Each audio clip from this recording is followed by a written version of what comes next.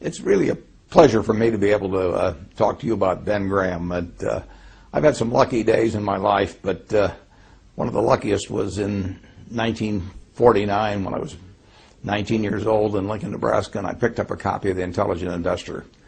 It not only changed my investment philosophy, it really changed my whole life. I'd be a different person in a different place if I hadn't have first seen that book. I got a bedrock of investment philosophy that really hasn't changed ever since I read the book. I may embellish on it a little here and there, but it was Ben's ideas that sent me down the right path. And then a year or so later, I very belatedly applied to Columbia University, and Dave Dodd let me in, and I got to know Ben personally when he was my professor in the second semester there. And when I finished up, of course, I said I'd go to work for him for nothing, and he said I was overpriced, and he probably was right. But a few years later, I got a letter from him, and he said, next time you're in New York, I'd like to talk to you. And I made a point of being there about 24 hours later, and he offered me a job. And I didn't ask the salary, but fortunately, at the end of the first month, I found out he'd not taken me, or maybe he'd forgotten about the fact that I'd do it for nothing. And I got inspired working for him, just being around him every day. And then we developed this friendship, which lasted until he died about 25 years later. So I really had a quarter of a century of experience with a marvelous man. And you all know about his mind and his ideas and the influence they've had on the profession of security analysis, the influence they probably had on you and your own portfolios, and certainly me. But the human side was just as impressive. He was a generous man.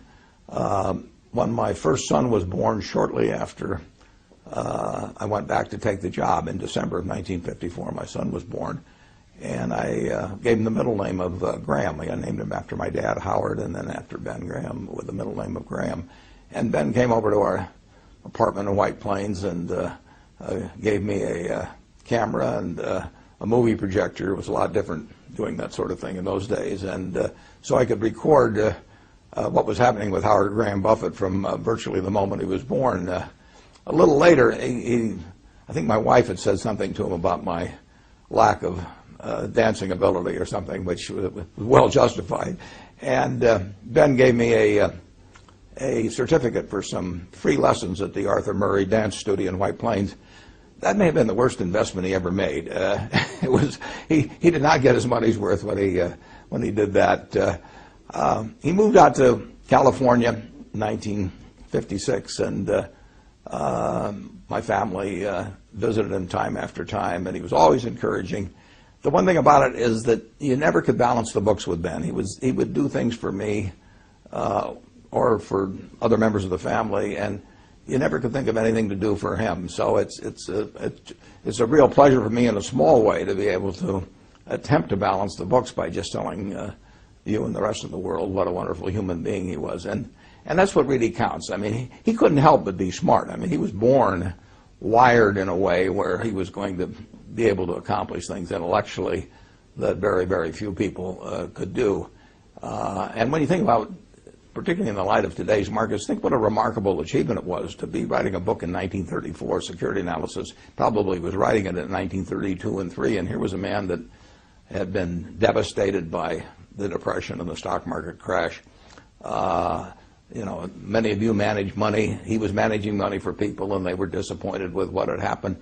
But he could see far enough out in the future that he still turned out this marvelous book in a dispassionate, very rational way, and not overwhelmed by the events of the previous couple of years. But he wrote a book where 75 or so years later, we're still reading it to learn new things every day. So it was a marvelous intellectual achievement. But again, that he couldn't help that. He was born with that brain. He didn't have to be the wonderful human being he was. I mean, he could have behaved in an arrogant manner or had a tone of superiority because he had to know he was smarter than 99.99% of the people around him. But he wasn't that kind of a person at all. He treated all of us students came up to Columbia on a Thursday for 20 or 25 years just to help out a bunch of students that he might never see again, that weren't going to do anything for him. He was sharing knowledge that, in effect, was going to make them competitors. I bought some of the same stocks that Graham Newman was buying, his investment company, later on. I didn't buy them in very big quantities because they didn't have that kind of money. But he was creating competitors. It didn't bother him. He used current examples. We would sit there in class, and he would tell us about things that we never would have found on our own. But he was just a generous man in every way, and I was lucky to know him, and I hope you've gotten to know him a little bit through these comments.